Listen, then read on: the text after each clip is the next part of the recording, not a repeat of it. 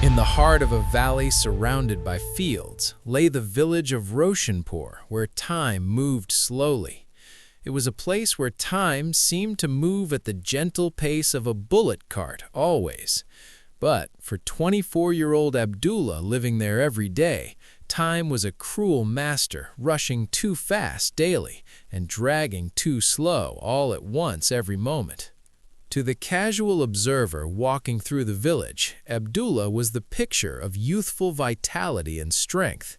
He had strong shoulders built by years of working in the fields under the hot sun burning daily, a thick head of raven black hair on his head, and dark, expressive eyes that held deep secrets inside. But if one looked closer at him with real attention, the reality of his existence was painted in shadows beneath those eyes that never truly rested at night. His shoulders, though broad and strong from labor work, were perpetually hunched as if carrying an invisible boulder. Abdullah was a young man whose body was present in Roshanpur village, but whose mind was trapped completely in a relentless, suffocating storm that never stopped raging. His intellect was sharp, too sharp for own good. While other men his age sat by the village dhaba in the evenings every day happily, laughing over trivial matters and sipping warm chai together, Abdullah sat in silence. His mind was a battlefield where two ruthless armies clashed day and night without any rest or peace. The ghosts of his past and the terrifying phantoms of his future fighting constantly inside his tired head. The past was a bitter pill he was forced to swallow repeatedly every single night without any relief. 2 years ago, Abdullah had taken a massive risk. Believing he could elevate his family from poverty completely, he had borrowed a heavy sum of money from the village elders to start a trading business venture. He lacked experience, trusted the wrong people around him, and within 6 months the business collapsed and died. He returned to Roshanpur empty-handed with nothing left, his pride shattered completely and his family burdened deeply. Although his parents forgave him with love and kindness, Abdullah never forgave himself for the mistake he made. Every night, as he lay on his simple charpoy, his brain would replay every single mistake he made, every misplaced signature, every naive smile he gave to the men who swindled him and stole his money.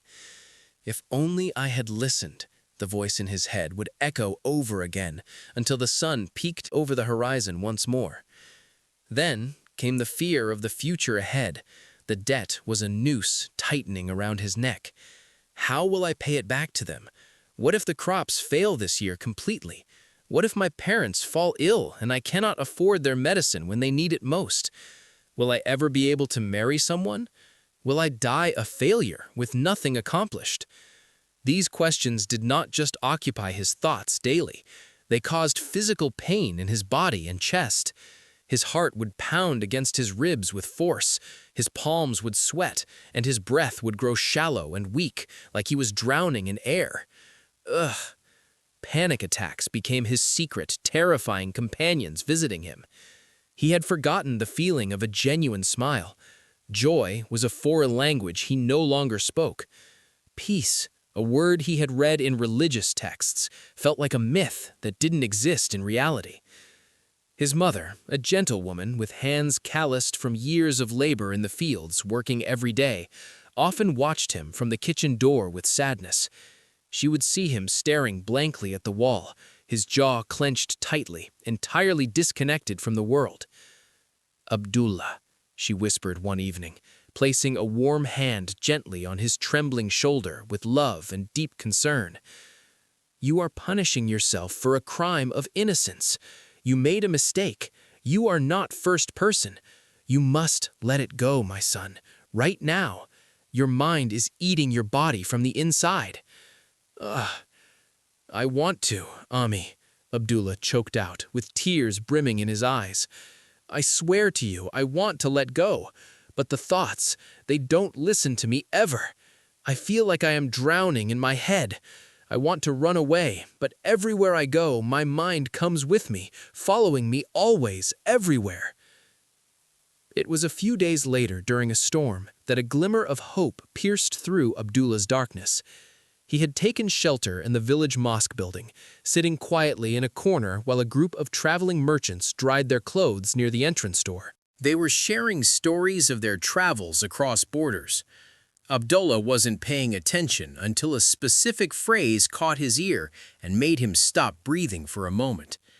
"It is true, I tell you," an old merchant with a silver beard was saying, sipping from a flask while sitting down on floor.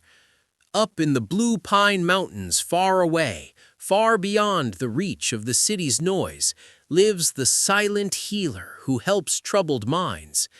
They say he was once the most expensive doctor of the mind in the capital city years ago. He read all the books of the West knowledge.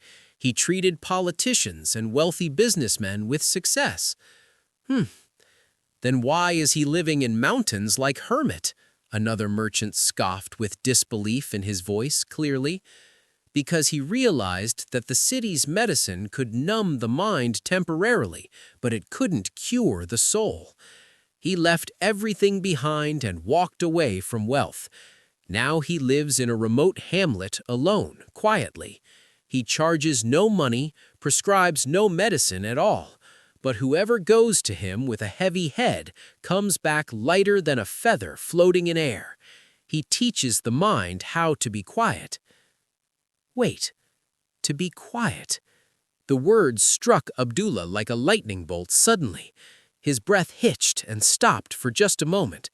A quiet mind. A mind that did not shout at him constantly. A mind that did not cry every single night. A mind that did not terrorize him every moment. That night, for the first time in 2 long, painful years, the storm in Abdullah's head paused for a moment. A single clear thought replaced the chaos inside him. I have to find him. Finally, after a long and exhausting journey through the mountains, he reached that mountain village hidden from the world. A small house stood there, simple and peaceful always. Greenery all around surrounded the house with life. On the porch, the old man sat silently alone, with his eyes closed in deep meditation and peace. There was a strange tranquility on his weathered face. Abdullah said softly with hope in his broken voice, "Babaji, my mind is very restless every day. I cannot stop my thoughts from attacking me constantly. My heart needs peace desperately right now today. Can you help me find it somehow, please?" The old man smiled gently and warmly at him, took Abdullah into the courtyard behind the small house, and filled a glass to the brim with water. He said calmly with wisdom in his old voice, "Go to the end of this village now, and come back here to me walking slowly, carefully, but not a single drop of water should spill." Abdullah started walking slowly with the glass in hand. The path was narrow and crowded with people walking, people talking, voices shouting, noise filling the air everywhere. But his eyes were fixed solely on the glass alone. Every step was taken with complete awareness and focus. He didn't look left, he didn't look right at all. His entire world became that glass of water only. Upon his return to the old man's house, the old man asked with a knowing smile, "Did you see or hear anything else around you?" Abdullah replied honestly with clarity in his voice now. "No, my focus was entirely on the glass alone. I saw nothing else but the water inside." "Oh," the old man said with profound wisdom in words. "This is exactly the secret to peace, my son.